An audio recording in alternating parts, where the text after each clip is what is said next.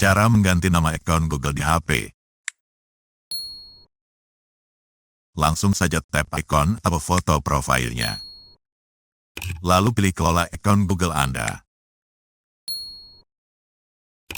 Kemudian buka info pribadi.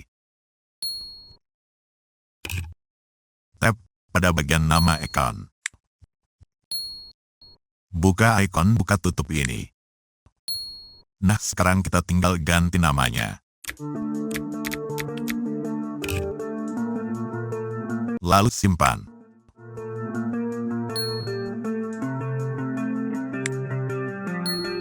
Nah, berhasil.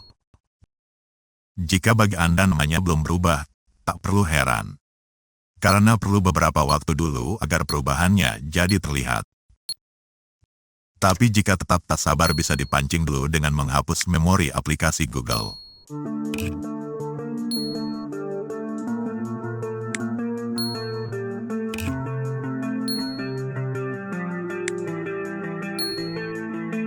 Kemudian muat ulang atau restart HP-nya. Lalu baru lihat lagi nama akunnya. Nah, berhasil.